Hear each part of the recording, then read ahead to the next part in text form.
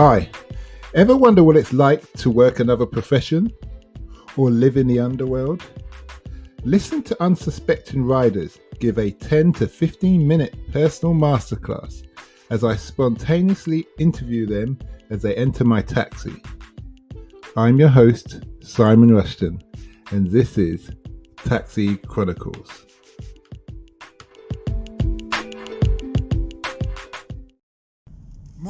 Morning. Yes, we're back with another episode, another rider. Today it's a sunny day in London and we have two riders from down under.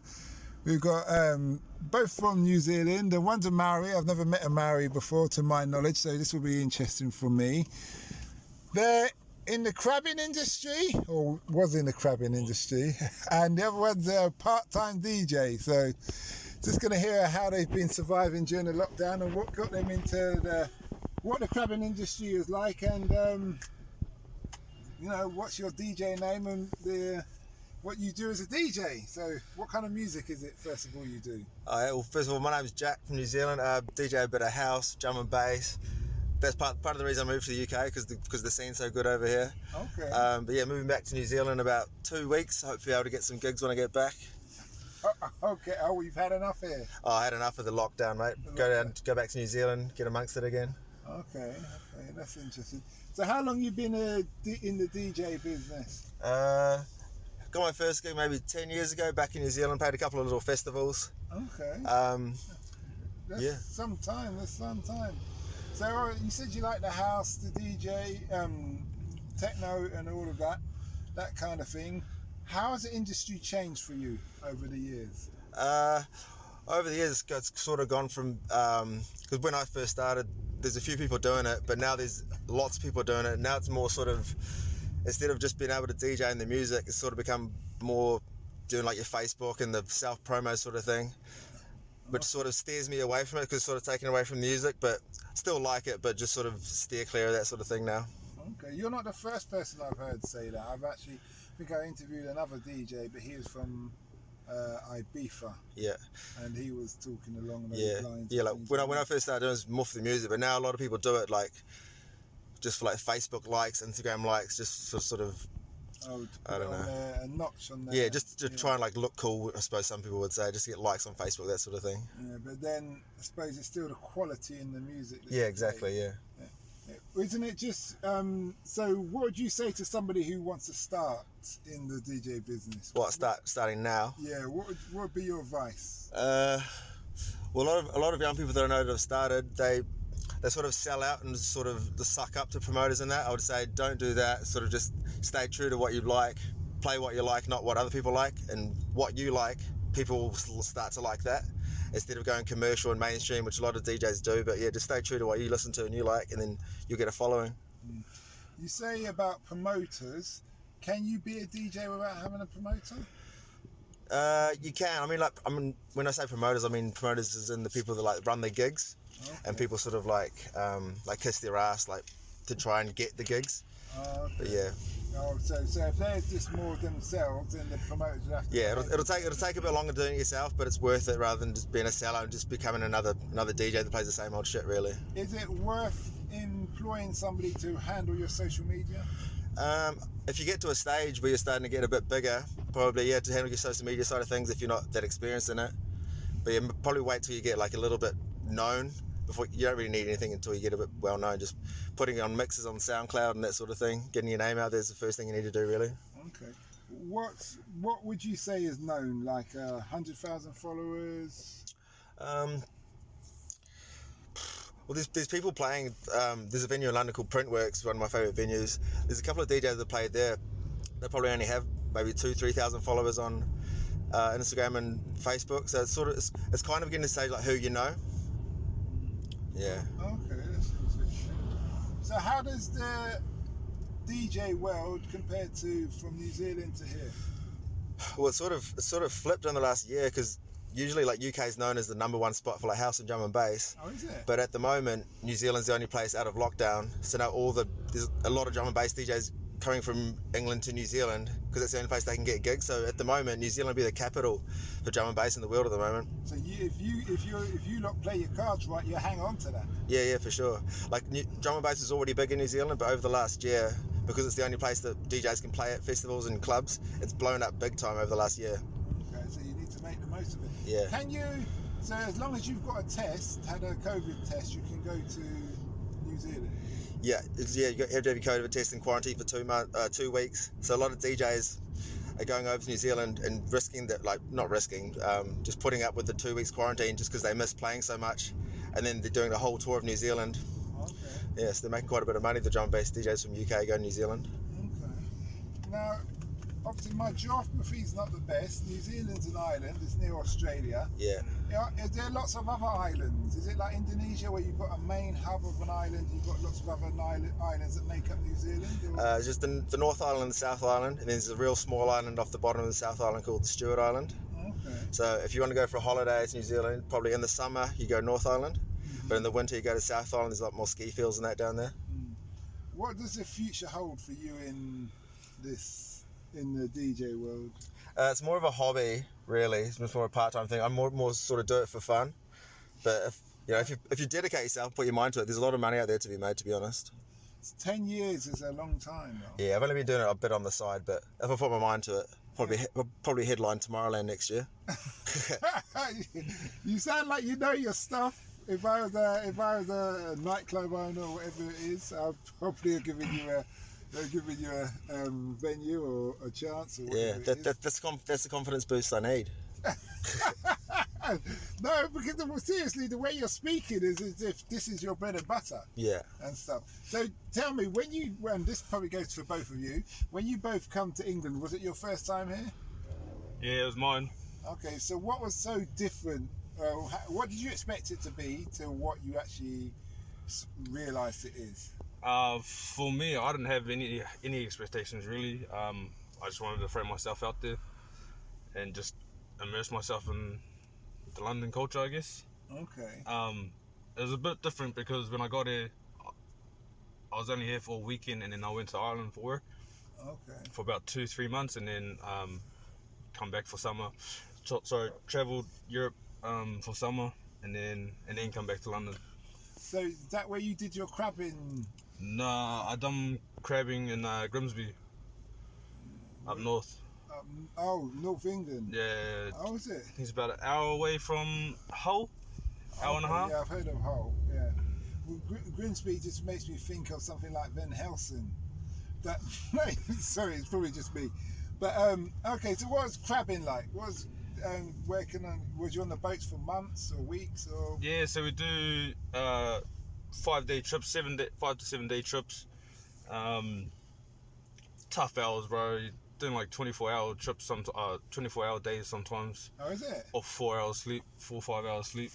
And what is it, like a big cargo net kind of thing, or is it like those boxes that the crabs? Yeah, so we've got strings out there that we've got about 100 to 110 crab pots on them. Oh, okay. And you're just pretty much hauling them in. Okay. And does the sea have to be calm? Nah, I've fished in a storm. Okay. I fished in, I think my roughest is about 50 knot winds. Ooh, 50 mile wind, sorry. And that's just below a storm, I believe. And I take it you can swim? Not very good. So what made you take that job? Well, lockdown just started. So I wasn't getting any work on my old job. And I had applied for the crab boats in September 2019. Uh-huh. And they didn't get back to me until March last year. So I just took it because, I had no work. So. Okay. But you're happy you did that experience? Yeah, well. For anybody, so just to get an idea, so if anybody's listening, they want to do what you've done, who do they apply to? So I got started through a guy on Facebook, but I believe you can go onto an agency that's dedicated to fishing. Mm-hmm. I'm not too sure about those channels though, because I never went through them. Mm-hmm. I just pretty much referred from a friend. Okay. What would you say you learned on that vessel that you wish you knew when you started? Well, you gain a lot of mental toughness because again, you're working 20-hour days, 3-4 hours sleep, and it's broken sleep at that. And you're just continuously focused on the job. You have to be, especially out in rough weather. When it's calm, it's a piece of cake. Like, you just go fast, you're hauling everything fast, non-stop. You're running up across the deck. How big is the vessel? I think it's about 40 meters. Okay. So it's not that long, but it's quite long. Yeah, it's just long enough to be registered as a fishing boat. Alright, okay. So it's very robust. There's a TV show where they go fishing. I've forgotten what they call. Deadliest Catch? Yes, Deadliest Catch. Deadliest Catch. So I'm getting a vision of like that. Yeah. It's like that. Did anybody ever fall overboard or? I almost fell overboard twice so far. Is it? It's just really rough weather. A wave come over, just wiped me out. So you're not harnessed or anything? Not harnessed. You've got a PFD, which is a personal flotation device. Oh yeah, that thing, and if you're in the water, it just inflates automatically. Yeah. But it's the North Sea, and the North Sea is really cold. Yeah. And you're more likely to die from the cold. Yeah, hypothermia. What is it, 3 minutes or something? Yeah, pretty much. So what do you wear then? Because I know you wear those kind of plastic oil. Yeah, just oilskins. Oilskins. Do you don't wear? What do you wear underneath that? Do you wear like when I was in the military, they have the heavy woolen clothing that even if it's wet, you still stay relatively warm. Do you have those kind of things? Nah, it was just trackies, track pants, and So what's check pants? track pants, sorry. What's that? Like joggers. Just joggers, yeah. Oh, okay. Jogging pants. Okay. And what's the gym clothing, like the sweat? Skins. And yeah, just skins Oh, underneath. skins, yeah. So that active body wear. Yes, yeah. Takes the sweat away from your skin. Yeah. Okay, yeah, I'm interested. So how long did you do it for? 6 months. Okay, so it's like, what was it, 7 days on, 5 days off kind of? Nah, 7 days. 7 days on, 12 to 24 hours off.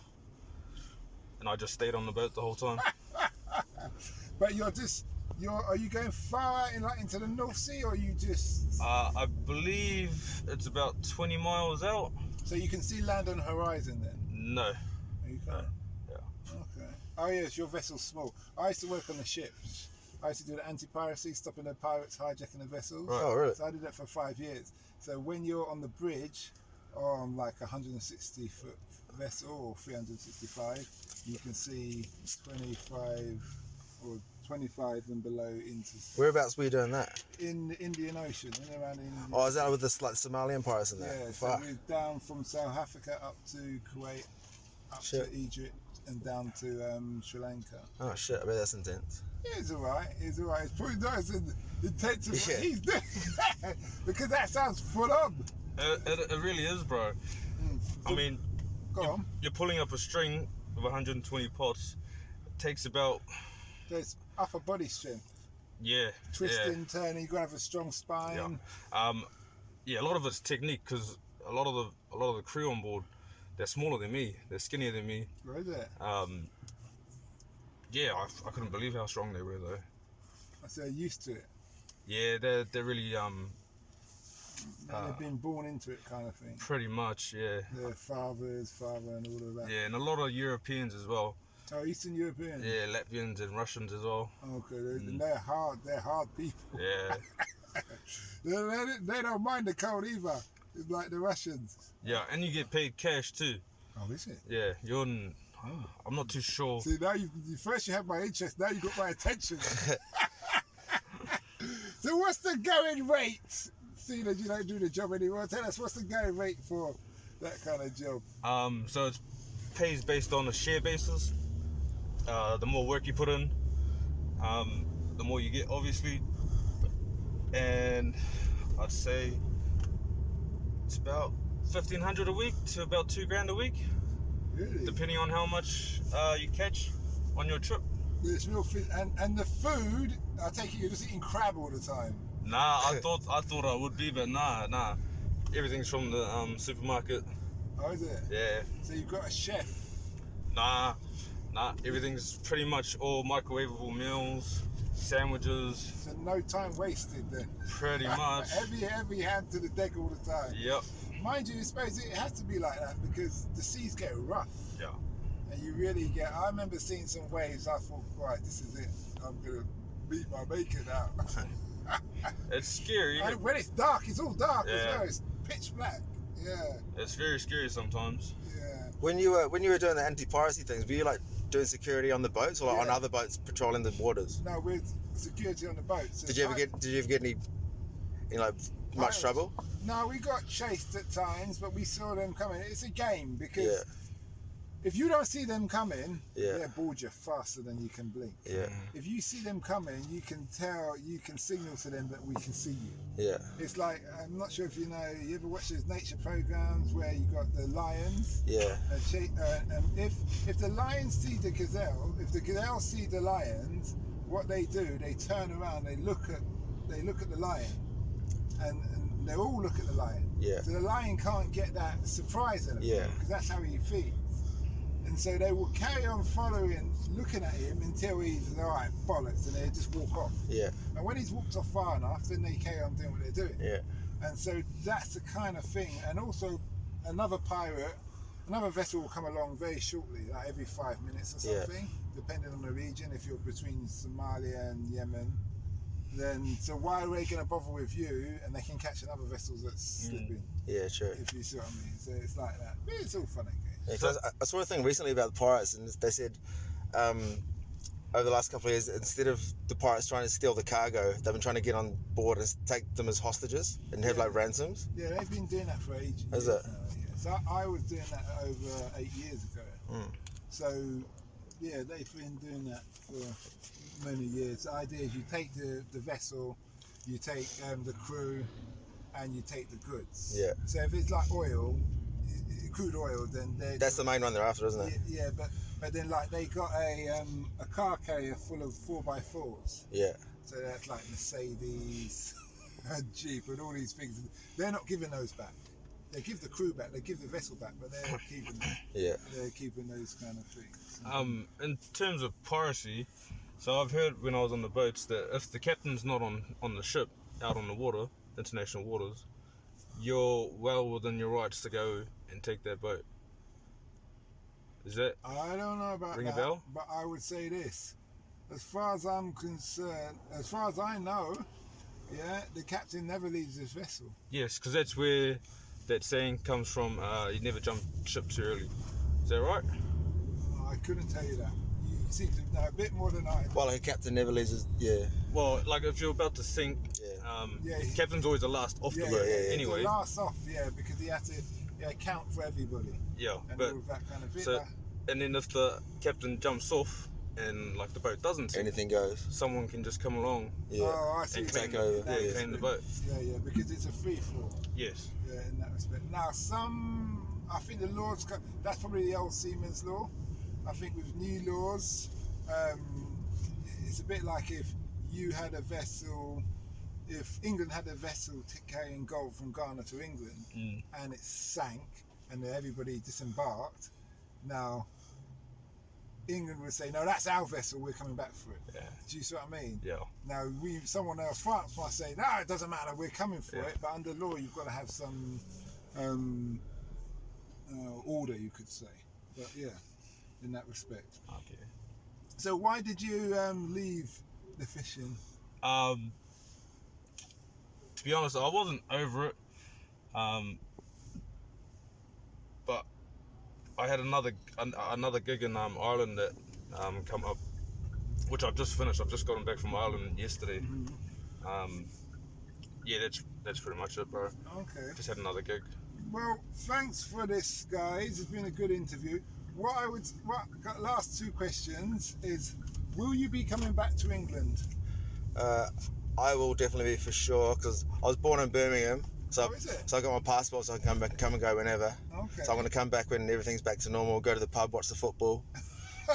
And yourself? Yeah, I'm definitely coming back. There's still a lot of places I need to tick off. Ireland and Scotland being the ones. Mm-hmm. And the last question is to both of you: what's the impact you want to have in the world?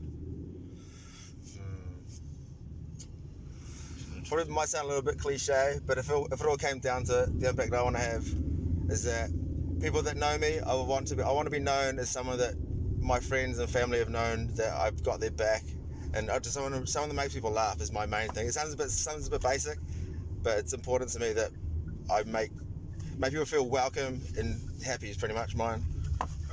In this business, basic is good though, because I get quite a few people who speak along that line, so it's nice. It shows there's humanity about the world. Obviously, you do get some people who, I won't say that yet. Let me hear what your friend has to say. For me, I guess I'm still working on myself, and I'm still chasing success, and I'd pretty much like to help my friends reach that goal too. Yeah. That's deep. Friends and family first, obviously, and then that's deep. try to find potential in our friends, really. I like that. I haven't heard anyone speak along that in that say it in that way. Yeah, and I've got you on my number 361 episode. Is it? Yeah. So there's a lot of people I've heard talk. I've heard some very people. Have you ever interviewed anyone and you think, oh, you're just a horrible cunt? No, I've had, because everybody says their things for their own personal reasons. Yeah, true. You don't know where they are at, so I try not to judge, but I hear what you're saying. Yeah, I do hear what you're saying. I've had some people who turn around and just said, well, yeah, it's all about me, I just want to be rich. Yeah. Or, This thing annoys me. That's a lot of people's main goals in life, to be rich, but like... I don't get that on the interviews, though. Oh, true. That's the thing. That's the beauty of this interviews. I don't get that. I get that rarely. Can you recall when you asked us what we did for our job, what the weirdest job someone's ever done? Have you ever had any like dominatrix or any sort of weird things? That's interesting. Not really. No, I've heard. You've obviously got the working girls or the prostitutes and that kind of thing, but that's not weird. I haven't. Really, I had a guy who worked in an outside the box is what I mean. Yeah. Yeah. Who his job was just throwing axes. That's his job. Yeah, his job was teaching people to throw axes, and I found that quite weird. And then it turns out there's quite a few places in London where it's like darts, isn't it? But with you can go axes, throw axes. It was Halloween, so he said, "Go on, throw the axe to the pumpkin." Yeah. We'll come back later, and then Boris did the lockdown. I was like, all right, maybe next time. But no, I haven't really had anything really. I had unusual jobs, people in the oil business, far out, or what have you. But no, I had great stories. Great stories. Have you ever met anyone famous? Only a guy who acted in Troy alongside Brad Pitt. I was going to say, was it Brad Pitt? No, it was Brad Pitt. Brad Pitt catching an Uber. Put me up from the spoons. Yeah. No, but he was actually disappointed he's not as big as Brad Pitt, and I said, mate, you worked alongside. He's done actually quite a few different. Oh, was it that Not Sean Bean. No, was it the Australian guy? He's got long hair, blonde white guy, long. Oh, I know him. I can't think who he is. Yeah. But I was just telling him, mate, you've done well that you're working alongside so many A class actors. Do you know how many people would just die to be in that position? Yeah. And I'm not even in the acting business. Yeah. Was he in your car? Yeah. Have you met anyone famous outside of driving? Because I was going to say, you kind of look like Idris Elba. That's a compliment. Don't worry, I have had that before. You're the next James Bond. Sound like him. I've had people tell me I sound like him. But no, not really. I'm trying to think. I was meant to meet the Queen, but that's when I was in the military. I didn't turn up. What part of the military were you in? I was in the Marines. Oh, yeah. So we were meant to go in number 2s and go and meet the Queen, but I decided something else was more important. Yeah. And my sergeant went ballistic on me. So we were meant to go back in Palace and everything. Yeah. No, I was just like, it was like a tea party. Yeah. Do that. But no, I didn't. Are you born and bred London? Yeah, born and bred. I was born in Brixton. Who'd you support? Oh, I'm not into football. I'm not into football. What did you say from Brixton? Yeah. Yeah, we were living in Brixton before. We were living in Clapham South, actually. Okay. Some interesting characters around Brixton. I still haven't been there, eh? No. You haven't? Nah, I'd like to though. Okay. Well, where I picked you up isn't far from Brixton. Yeah. You know where you picked us up from, that Londis? Yeah. That's the last place that girl was seen, that Sarah Everard. Okay. That's a whole other discussion though. Let's not add that into the podcast. No, but it was nighttime, innit? She was Yeah, it was about 9:30. Yeah, and it was apparently like a off-duty cop. Yeah, he kidnapped her, raped her, kidnapped her. Yeah, I never understood why people do that. it's fucking. Like there's so much, not to be like a pervert, but there's so much prostitutes out there. Why do you need to rape? And it's so much easier to be nice than it is to be a cunt, isn't it? It takes so much effort just to be nasty. Just be nice. You know, you'd be surprised. You know, it all depends on how someone's brought up. Their Yeah, experience. that's true. If all you know is evil people around you bring you up, Yeah, true. then yeah, it's very easy just to be horrible. That is true. And it empowers some people really thrive off that. But anyway, I wish you well on your journeys. Thank you, mate. It's been a pleasure. Thanks a lot. What a road. Yeah. Thanks a lot, gents.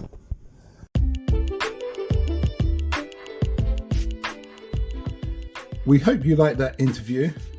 Don't forget to like, share and subscribe to get the latest daily episode.